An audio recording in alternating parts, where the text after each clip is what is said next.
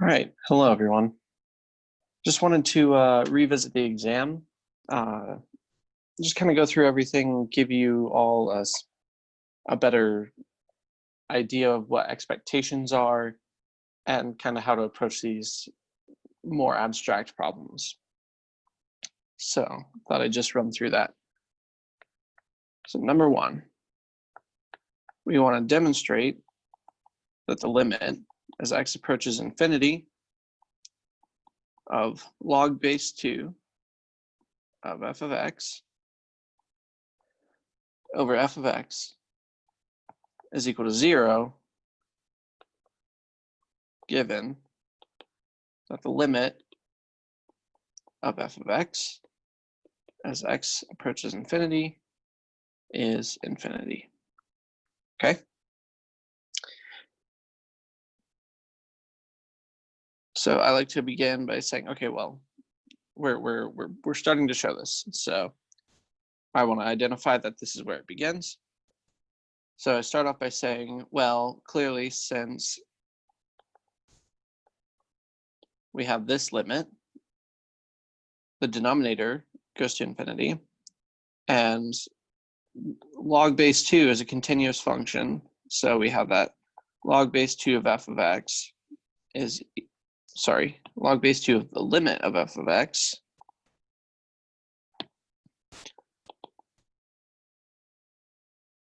as x approaches infinity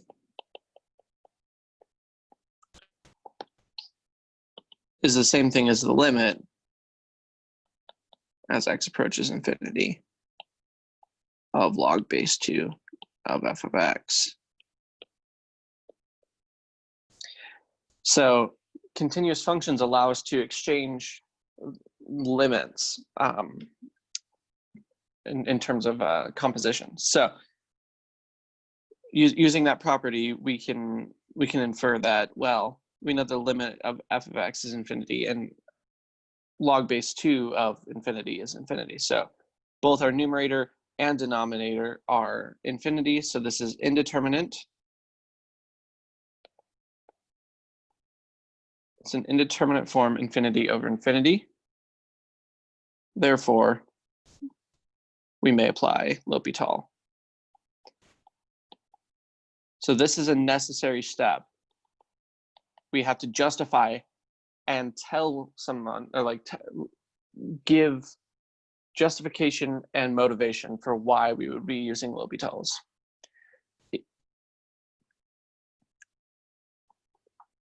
So we can go ahead and write that limit as x approaches infinity. Log base 2 of f of x over f of x equals, and here we have to make sure that we're indicating that we're using L'Hopital's rule. Limit as x approaches infinity. And when we go through and we differentiate this, we get 1 over f of x ln of 2 times f prime of x. Do not forget your chain rule here. Chain rule is always active, because if you forget your chain rule, you're not going to get this nice cancellation of f prime of x. And we know nothing about what f prime of x does in the limit. We only know that the limit of f of x as x approaches infinity is infinity. So we have to get that cancellation, otherwise we can't really infer anything. So this is equal to limit as x approaches infinity of 1 over f of x ln of 2, and we can go ahead and bring that constant out. So 1 over ln of 2 lim as x goes to infinity, 1 over f of x. And since f of x goes to infinity, this limit is 0. And we're done. So that's how I'd like to see these problems being approached. We need to first justify why we can use L'Hopitals, indicate that we are going to use L'Hopitals, and then go ahead and finish that out. All right. Second problem. So I'm a big fan of using logarithmic differentiation by setting, let's say, y is equal to sine of x to sine of x, okay? So we want slope of tangent line at pi over 4. So we know that we're going to need a derivative, right? But we don't have a general formula for functions of this form. So we're going to go ahead and take the log of both sides.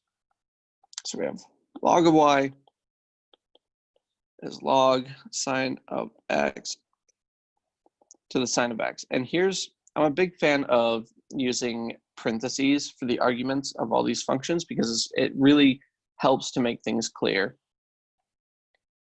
So we can use log properties to go ahead and slide that sign down in front. So that's sine of x log sine of x. And then we can go ahead and differentiate both sides. And don't be afraid to use English to describe what you're doing. We like to have these nice little chains of equal signs, but sometimes it makes it a lot more clear if you just say, okay, now we're going to differentiate. So we have that y prime over y is, we're going to need product rule here. Okay, so we're going to differentiate sine and then leave log of sine alone. So different derivative of sine is cosine of x. And then we multiply that by the unchanged function. And then we add sine of x. And then we need to differentiate log of sine of x, which is 1 over sine of x times the derivative of sine of x, which is cosine of x. And here we can observe our cancellation. So we have that y prime over y is cosine of x ln sine of x plus cosine of x. Sorry for my cat. Okay, so now we need to multiply back through by y. So we have that y prime is sine of x to the sine of x times all this cosine of x log sine of x plus cosine of x. So we can call this y prime, or we can switch back to, if you prefer, f prime notation. Because now that we have that in f prime notation, we can go ahead and say, all right, well, we want to find f prime of pi over 4. And everywhere where we see an x, we're going to stick a pi over 4. So we have sine of pi over 4 to the sine of pi over 4, which you should know these angles by heart. That's root 2 over 2 to the root 2 over 2th power times root 2 over 2. Log of sine of pi over 4 is root 2 over 2. Plus, and then same idea, cosine of pi over 4 is root 2 over 2. And we can do just a little bit of simplifying. So we can factor out a root 2 over 2 here.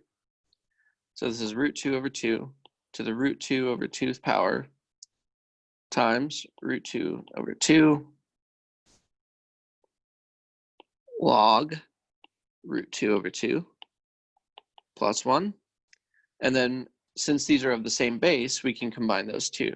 So we have the f prime of pi over 4 is root 2 over 2 to the root 2 over 2 plus 1th power times log of root 2 over 2 plus 1. And that's about as simplified as I think I want to make that. Like we can write this as, root 2 over 4 in the argument here and then use some log properties. I don't think I want to do that though. I think this is sufficient.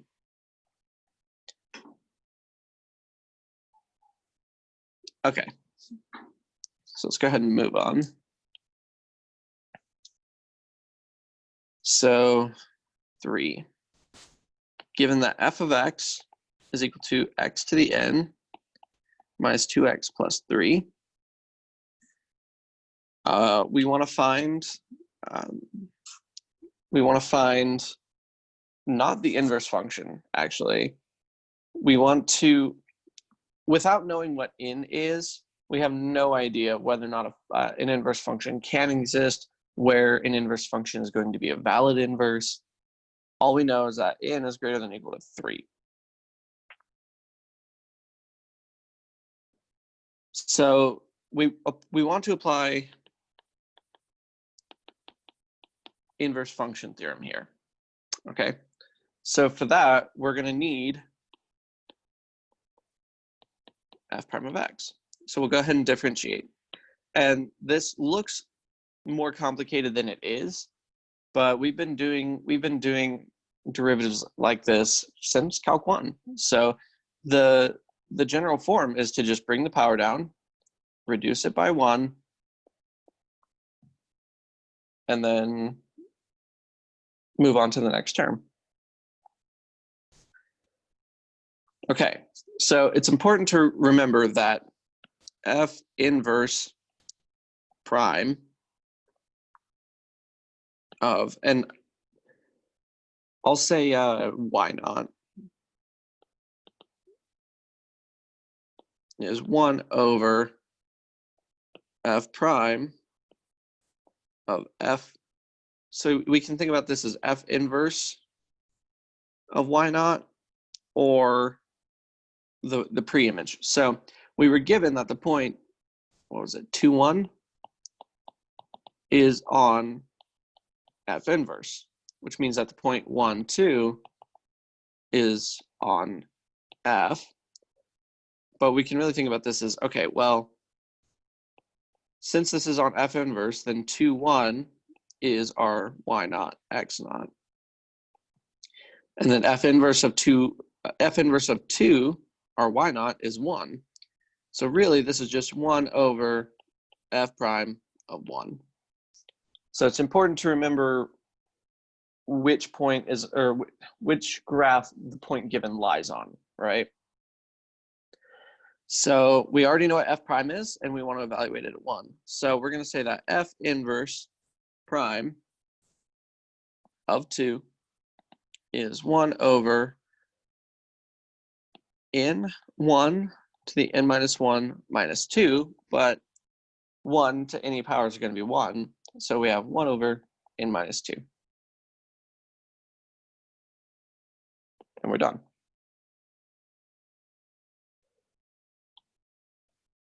Okay.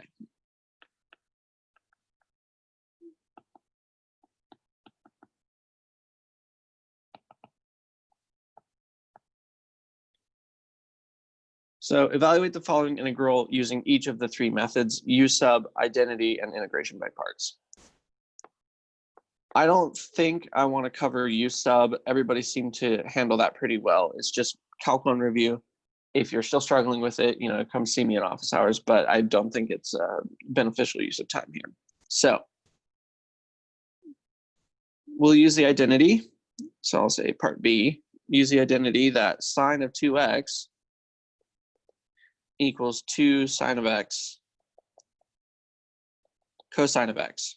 Well, we can solve for sine of x cosine of x by dividing by 2 on both sides. So, sorry.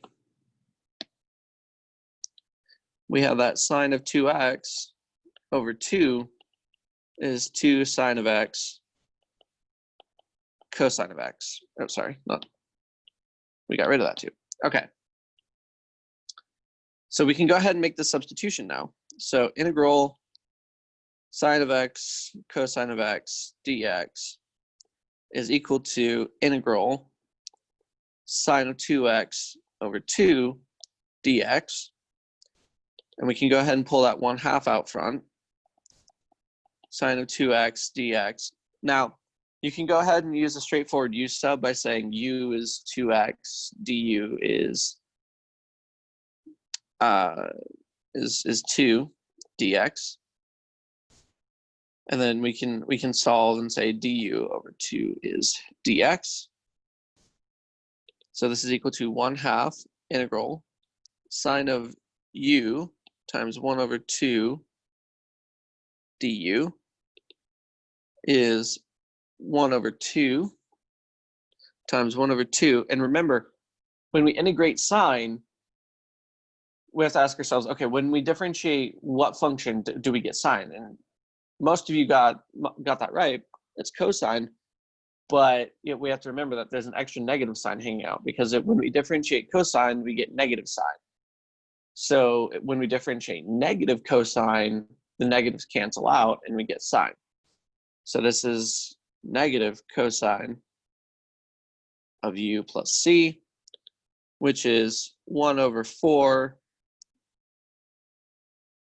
I suppose I need parentheses here. 1 over 4 times, and then we're going to switch back to x's, times negative cosine 2x plus c is negative 1/4 cosine 2x plus c. Okay.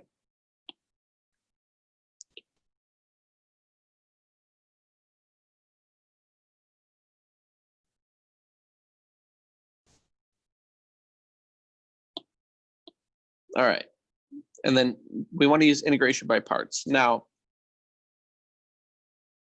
the way I see it, it's going to be easier to differentiate sine because we don't pick up negative signs. So I'm going to say our u is sine of x, our dv is cosine of x dx. And it's important to make sure that you have your differentials all ready to go. So du is cosine of x dx, and v is sine of x, right? Now, when doing this kind of construction by integration by parts, you don't really need to add your plus c. Like technically we integrated here, but if you add a plus c, it's going to get in your way. You're going to get confused. So I'd rather not just do that. All right. So recall that the formula is u dv is uv minus integral of v du, and we're ready to plug and chug. So integral of sine of x cosine of x dx, our u dv is equal to sine squared minus integral, and our v is sine of x, du is cosine of x dx. Okay. Now, here's something to notice. We have two of the exact same integral. So whatever that value is, we can just add this to both sides.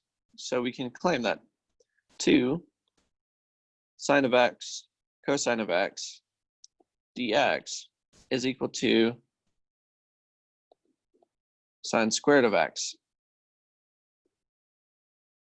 Now, since we did it this way, usually I'll add the plus c after we integrate this part, but since we did that, we'll just go ahead and add our plus c there.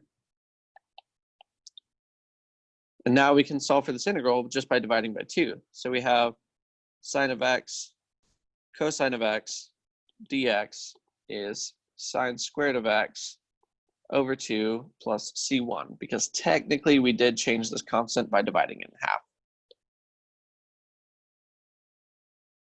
So box that up and we're ready to go. All right.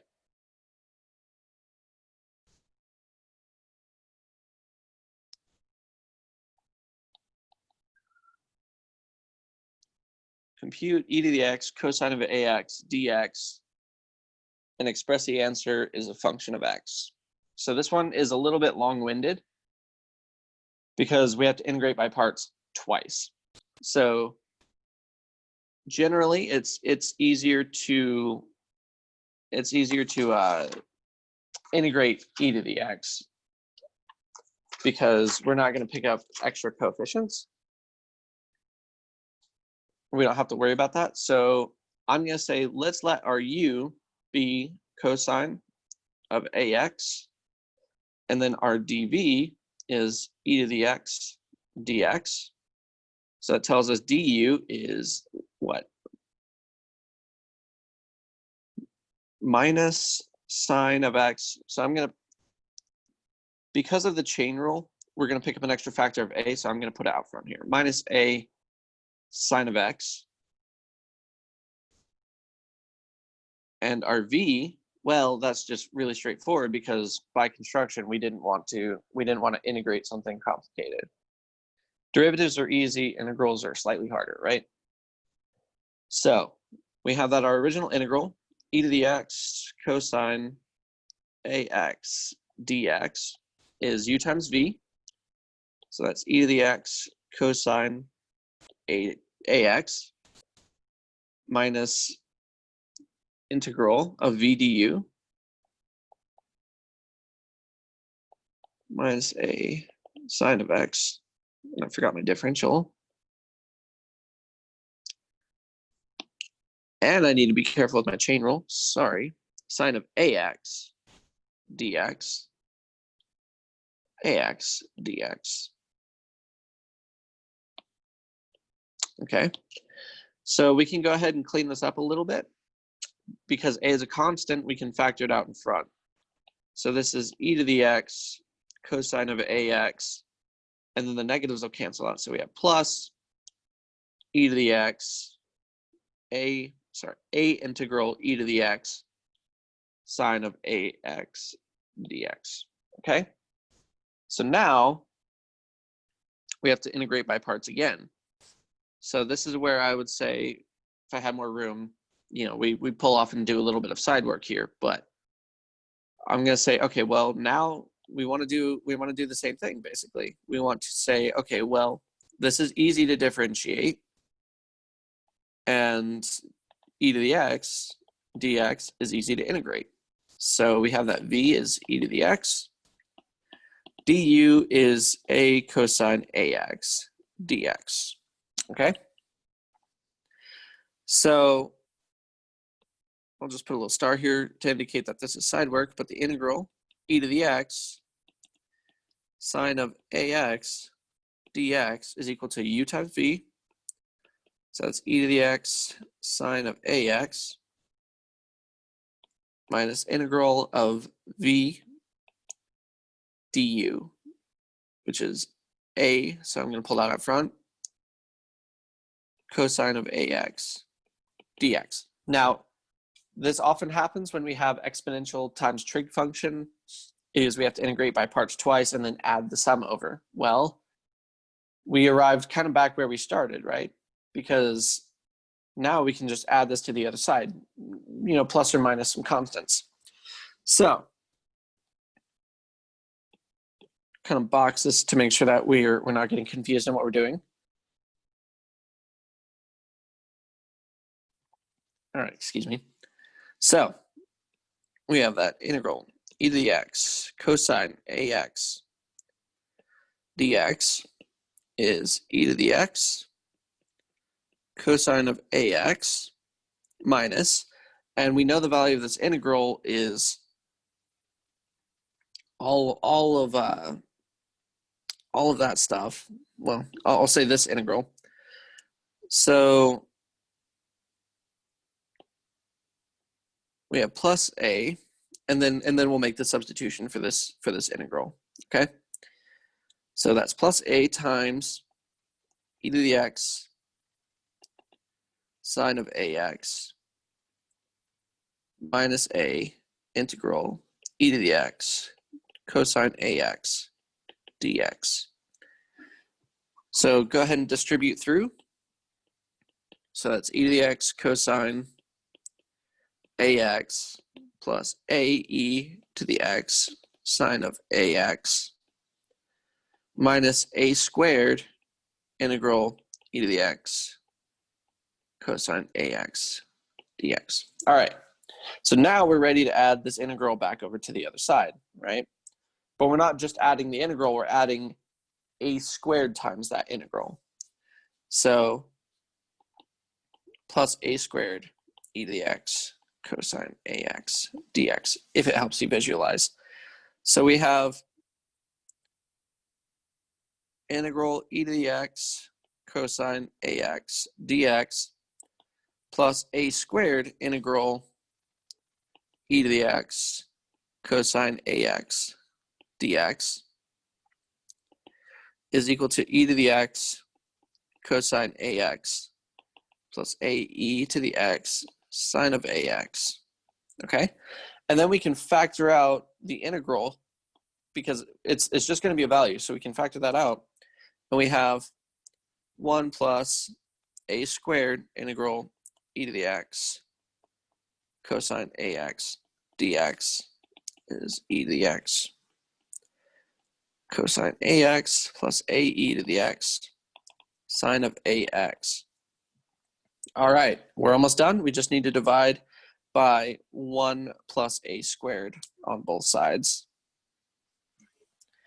And again, I'm not marking off heavily for this, but we'll just tack on a plus c at the end because it's kind of the same situation we ran into. If we had a plus c floating around here, it would become very awful very quickly. So we will tack on our plus c at the end. All right, so I'm going to just erase the top bit to make our conclusion here, which is that integral e to the x cosine ax dx is equal to e to the x cosine ax plus ae to the x sine of ax over 1 plus a squared. And since, 1 plus a squared is a constant, dividing c by that is still a constant. So we'll just add our plus c at the end here. So that one was probably the trickiest one on the whole exam. But, with a little perseverance and knowledge that we can manipulate the integrals algebraically and add them to each other, it's not so bad. All right. So what is the area under the graph?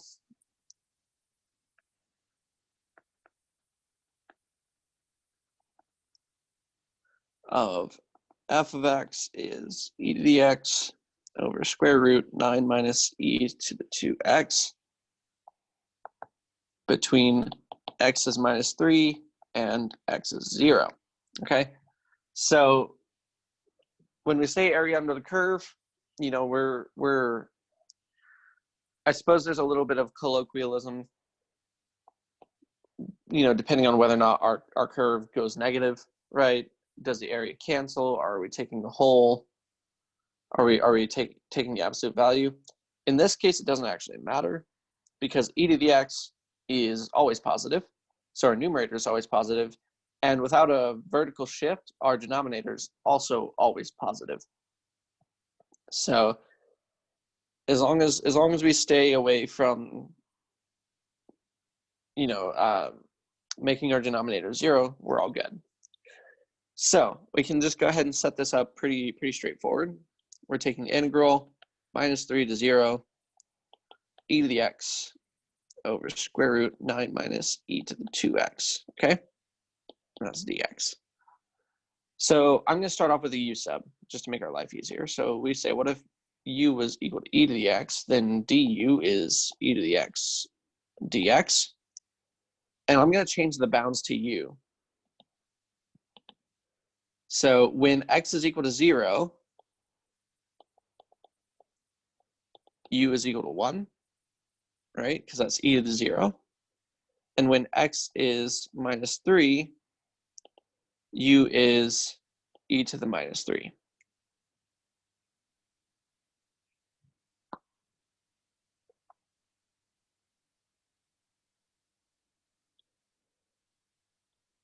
Okay.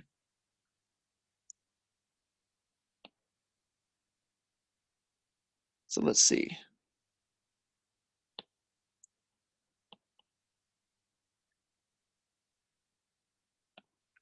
All right. So the numerator just becomes du.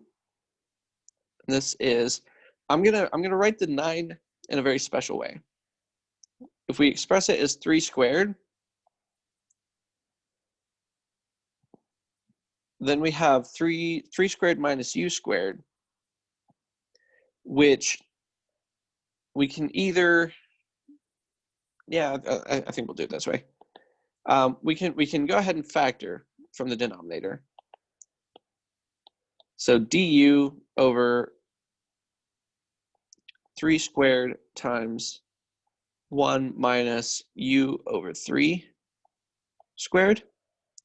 Well, the squared and the square root cancel, so we pick up a factor of 1/3.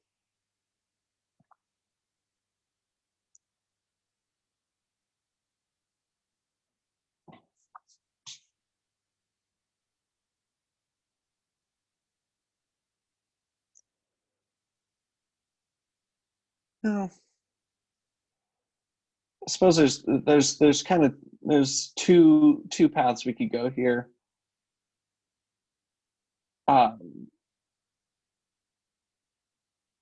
I'm reckoning that this may be a little more confusing for you all, so we'll stick with our u sub, but as we've seen in the textbook, when we have stuff of the form a squared minus u squared, right, then that just fits our formula for the derivative of inverse sine. So I think that's how we'll cap this one off. Is we'll not go into brutal detail about it, because there's kind of no need to reinvent the wheel, right? So that ends up being sine inverse of u over 3, evaluated from e to the minus 3 to 1, which is sine inverse of 1/3 minus sine inverse of e to the minus 3 over 3, which is sine inverse of 1/3 minus sine inverse of 1 over e cubed, 3e cubed, sorry.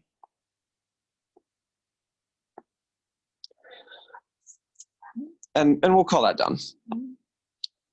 We'll not reinvent the wheel if not necessary. All right, so by rewriting a to the x in base e, show d dx of a to the x is a to the x log of a. Okay, so this one was a little tricky if you didn't know how to get started.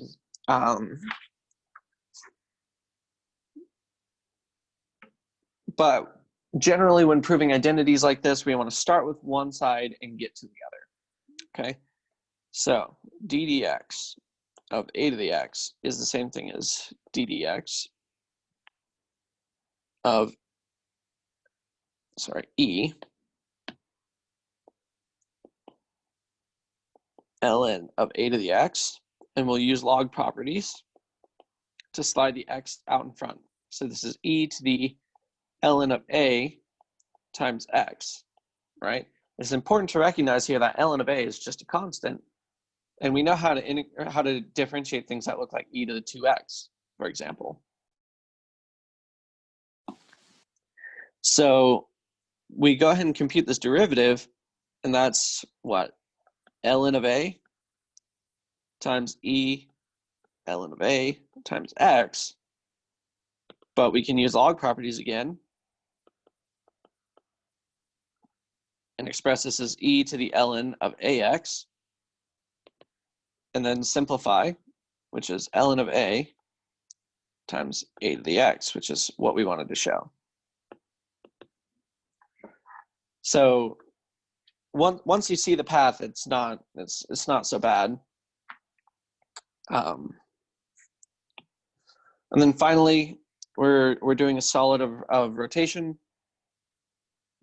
So we're computing the volume of the region obtained when f of x is a square root 3 to the x over 1 plus 3 to the x is rotated around the x-axis on the interval 1 to 3. So we can set this up. So it's important to recall that the volume of the region obtained when f of x is rotated is pi times the integral from, we'll say, a to b of f of x quantity squared dx. Okay, so that's our formula for volume. If you think about it, f of x gives you the values of the height of the function, so to speak. So this is really just a fancy pi r squared. And then we're multiplying by the length of the interval with a variable radius. But we'll put that off to the side. Okay, so volume equals pi times the integral from 1 to 3 f of x squared. Well, the square and the square root just cancel out, right? So we actually just have 3 to the x over 1 plus 3 to the x dx. Okay, so now we use u sub. We say, okay, let u be equal to the 3x plus 1. Du ends up being log of 3 times 3 to the x dx. Du over log of 3 is 3 to the x dx. Okay, and then we'll change our bounds. When x is 1, we have that u is 3 to the 1 is 3 plus 1 is 4. And then when x is, was it 3? U is 3 cubed, which is 27, plus 1 is 28. Okay, so volume is equal to pi times integral from 4 to 28. So 3 to the x dx is du over ln of 3. So we make that substitution. And then it's just u in the denominator, right? So that's pi integral from 4 to 28. And I'll go ahead and pull out the log of 3 here. And this is du over u. So since we switched everything into terms of u, we don't actually need to return to x's because our bounds are in terms of u. So we don't have to worry about that, which is nice. So this is pi over ln of 3. And du over u we recognize as the form of the natural log. So this is ln of u evaluated from 4 to 28, which is pi over ln of 3 times ln of 28 minus ln of 4. And using log properties, we can write this as pi over ln of 3 times ln of 28 over 4. So that's pi ln of 7 over ln of 3. And we're done. All right, I hope this was exhaustive enough. If you have any questions about the exam, you can email me. But I'm hoping that this will answer a lot of the questions that I'm going to get. So I hope this helps, and I hope you all have a wonderful day.